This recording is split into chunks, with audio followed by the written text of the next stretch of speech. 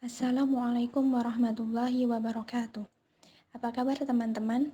Semoga kita semua senantiasa diberi kesehatan. Sebelumnya, perkenalkan kami dari kelompok 9 yang beranggotakan 1. Fitrianisih dengan NIM 205221276, 2. Rosida Nevi dengan NIM 205221296, 3. Ahmad Nuzila dengan NIM 205221297, 4. Fitriana Nur Istihomah dengan NIM 205221301. Di sini kami akan mempresentasikan materi mata kuliah pengantar bisnis Islam mengenai konsep sistem perekonomian Islam. Tanpa berlama-lama, langsung saja kita simak pemaparan materi dari kelompok kami. Bisnis Islam. Secara umum, bisnis diartikan sebagai suatu kegiatan yang dilakukan oleh manusia untuk memperoleh pendapatan atau penghasilan atau rizki dalam rangka memenuhi kebutuhan dan keinginan hidupnya dengan cara mengelola sumber daya ekonomi secara efektif dan efisien. Adapun dalam Islam, bisnis dapat dipahami sebagai serangkaian aktivitas bisnis dalam berbagai bentuknya yang tidak dibatasi jumlah atau kuantitas, kepemilikan hartanya atau barang jasa termasuk profitnya, namun dibatasi dalam cara memperoleh dan pendayagunaan hartanya, atau ada aturan halal dan haram. Quran Surat Al-Jumu'ah ayat 9-10. Ayat ini memberi pengertian agar berbisnis atau mencari kelebihan karunia Allah dilakukan setelah melakukan salat dan dalam pengertian tidak mengesampingkan dan tujuan keuntungan yang hakiki, yaitu keuntungan yang dijanjikan Allah. Oleh karena itu, walaupun mendorong melakukan kerja keras termasuk dalam berbisnis, Al-Quran menggarisbawahi bahwa dorongan yang seharusnya lebih besar bagi dorongan bisnis adalah memperoleh apa yang berada di sisi Allah. Prinsip bisnis Islam. Produk yang dijual harus halal. Ada ijab qabul antara penjual dan pembeli. Perdagangan harus dilakukan secara adil, bebas dari unsur riba, dan bebas dari gharar dan masyir. Pengertian sistem ekonomi Islam. Sistem ekonomi Islam secara sederhana merupakan sebuah peraturan di mana pelaksanaannya berlandaskan dengan berbagai syariat, yaitu Islam, dan selalu berpedoman pada Al-Quran dan Al-Hadis. Hal ini meliputi kegiatan seperti simpan pinjam, investasi, dan bermacam kegiatan lainnya. Sistem ekonomi ini diciptakan agar umat Islam bisa tetap melakukan kegiatan ekonomi dengan baik dan benar dan terhindar dari semua sifat yang buruk seperti riba, zalim, ihtikar, haram, dan masih banyak lagi. Semuanya dijelaskan dan diatur secara terperinci dalam sistem ekonomi Islam. Filsafat ekonomi Islam. Filsafat ekonomi merupakan orientasi dasar dari ilmu ekonomi yang dapat berlainan antara satu agama dengan agama lain atau aliran dengan aliran lain karena kerangka referensi yang berbeda.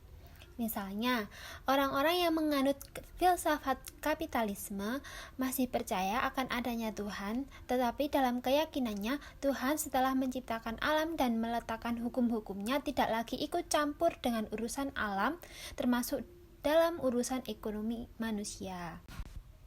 Dalam Islam meyakini bahwa alam semesta ini berikut dengan isinya termasuk manusia adalah diciptakan oleh Allah Subhanahu wa taala dalam surat Al-Fatihah ayat 2.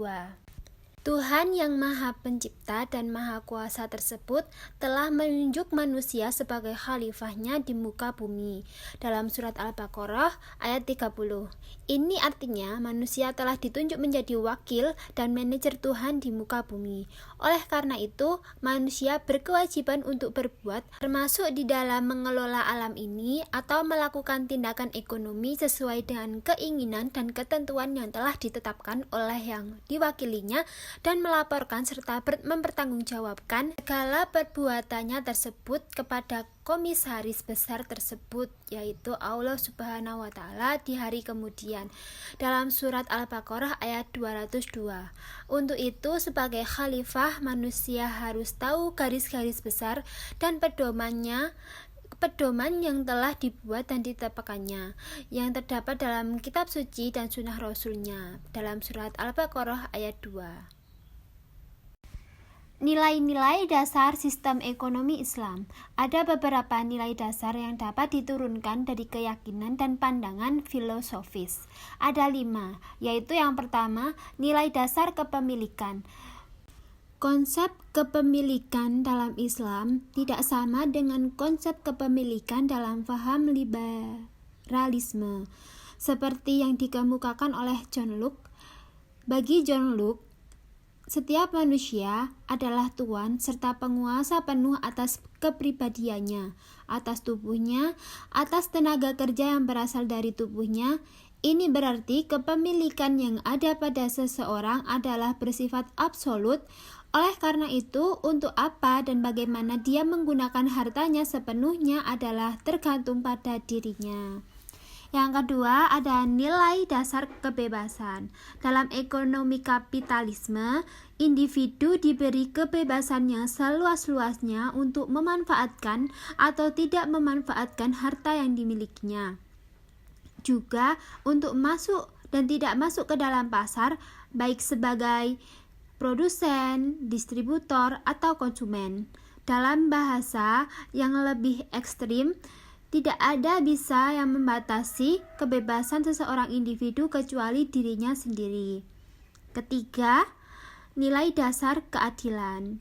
Keadilan yaitu memberikan setiap hak kepada para pemiliknya masing-masing tanpa melebihi dan mengurangi. Yang keempat, ada nilai dasar keseimbangan.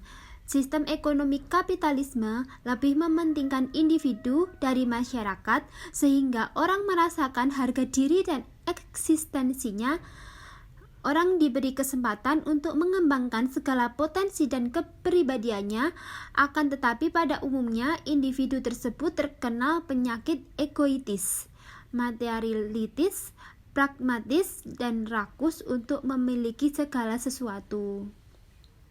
Yang kelima, ada nilai dasar persaudaraan dan kebersamaan. Dalam paham sosialisme, komunisme, persaudaraan dan kebersamaan merupakan nilai yang utama dan pertama. Untuk itu, agar nilai-nilai tersebut tidak rusak dan tidak tergantung, maka kepemilikan individual yang menjadi penyebab terjadinya perselisihan atau persengketaan harus dihapuskan dan digantikan oleh negara. Negara sebagai mengatur produksi, distribusi, dan konsumsi masyarakat, sehingga dengan demikian secara teoritis tidak akan ada kesenjangan sosial, ekonomi, dan permusuhan. Di dalam paham kapitalisme liberalisme, hal ini tidak terlalu menjadi perhatian. Bagi mereka, persaudaraan akan dapat terjadi seolah-olah secara otomatis di luar maksud para pelaku ekonomi itu sendiri. Karena perekat dari persaudaraan itu bagi mereka adalah kepentingan. Hal ini berbeda dengan ajaran Islam. Kebersamaan dalam Islam merupakan indikator dari keberimanan seseorang. Surat Al-Hujurat ayat 10. Mekanisme sistem ekonomi Islam. Mekanisme Islam sendiri merupakan aktivitas yang bersifat produktif dan hanya berupa pengembangan harta saja atau tanmiyatul mal. Dalam berbagai akad muamalah, ada berbagai cara dan ketentuan khusus yang wajib dilakukan oleh masing-masing pribadi terlibat di dalamnya. Yang pertama yaitu mekanisme ekonomi. 1. Bekerja merupakan bagian dari sistem ekonomi karena bisa membuka kesempatan seluas-luasnya untuk datangnya sebab-sebab kepemilikan individu. Jadi, jangan malas bekerja hanya untuk memberikan ruang bermalas-malasan saja. Yang kedua yaitu investasi juga bagian dari sistem ekonomi Islam yang diupayakan untuk pengembangan harta atau tanmiyah mal. Ini semua adalah sebuah pengelolaan dan pemanfaatan secara baik dan benar dalam sebuah perputaran ekonomi itu sendiri. Ketiga, yaitu jangan pernah berani-berani untuk menimbun harta benda seperti emas dan perak. Walaupun zakatnya juga sudah dibayarkan, namun jika dilakukan maka hanya akan menghambat perputaran harta dan peredaran sistem ekonomi. Keempat, tidak dianjurkan untuk melakukan perdagangan usaha atau bisnis di daerah itu saja. Lakukanlah pemerataan modal atau pelebaran bisnis di kawasan lain. Tujuannya adalah untuk mengembangkan sistem ekonomi menjadi lebih baik dan dirasakan semua lapisan. 5. Adanya larangan untuk tidak melakukan kegiatan monopoli atau kecurangan lainnya. Hal ini bisa mematahkan harga pasaran dan melukai hati masyarakat di golongan bawah. Jadi, sebaiknya hindari hal tersebut atau Anda akan merasakan akibatnya sendiri nanti. 6. Larangan untuk tidak berbuat tindakan haram seperti judi, riba, pemberian hadiah untuk tindakan tak terpuji misalnya suap. Hindari agar kita tidak merasakan mudarat di akhir waktunya nanti. Harta seperti ini tidaklah bermanfaat dan hanya jadi sumber kehancuran. Yang kedua yaitu mekanisme non-ekonomi. Mekanisme ini dilakukan dengan tidak melalui aktivitas ekonomi produktif, melainkan bersumber dari pemberian atau kewajiban seorang umat muslim seperti sedekah, zakat, warisan, dan semacamnya. Jadi, peredarannya tentu saja berbeda dengan mekanisme kekayaan ekonomi biasa. Kegiatan peredaran mekanisme non-ekonomi bertujuan untuk membuat keseimbangan di tengah kehidupan masyarakatnya. Mengingat saat ini tidak banyak juga orang-orang yang punya jumlah kekayaan sama. Hal ini dimaksudkan agar terciptanya kerukunan antara umat Islam dan sekitarnya. Kelebihan ekonomi Islam. Yang pertama, terdapat moral dan etika. Pada ekonomi Islam atau ekonomi syariah, penggunanya secara tidak langsung dihadapkan pada serangkaian moral dan etika. Hal ini karena Islam mengajarkan proses konsumsi yang tidak hanya mementingkan kepada aspek kepuasan materi saja, tetapi juga digunakan untuk memenuhi kebutuhan sehari-hari. Saat melakukan proses jual beli misalnya, Islam mengajarkan beberapa norma yang harus ditaati oleh para pelaku ekonomi. Yang kedua, proses distribusi yang didasarkan kepada keadilan. Sistem ekonomi Islam menjadikan keadilan sebagai salah satu asas utama yang wajib dipatuhi. Islam memberikan batasan-batasan dalam distribusi fungsional agar tercipta kestabilan dalam suatu kesejahteraan ekonomi. Hal tersebut jelas berbeda dengan prinsip kapitalisme yang cenderung menimbulkan kesenjangan. Begitu pula sistem ekonomi sosialisme yang cenderung menikmati kemiskinan bersama-sama. Yang ketiga, kebebasan dalam mengambil keputusan. Islam memberikan kebebasan kepada manusia untuk mengambil keputusan yang dilandaskan pada nilai-nilai tauhid. Kebebasan ini kemudian akan mengoptimalkan kemampuan dan keputusannya yang berhubungan dengan ekonomi tanpa didasari paksaan siapapun. Yang keempat, sistem pemasukan aman. Sistem pemasukan yang cukup berbeda ini berbeda dari sistem ekonomi konvensional.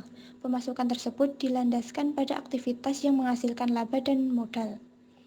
Karenanya, tujuan ekonomi Islam yaitu menghilangkan sistem bunga hingga penghasilan tetap dari berjalannya suatu aktivitas ekonomi.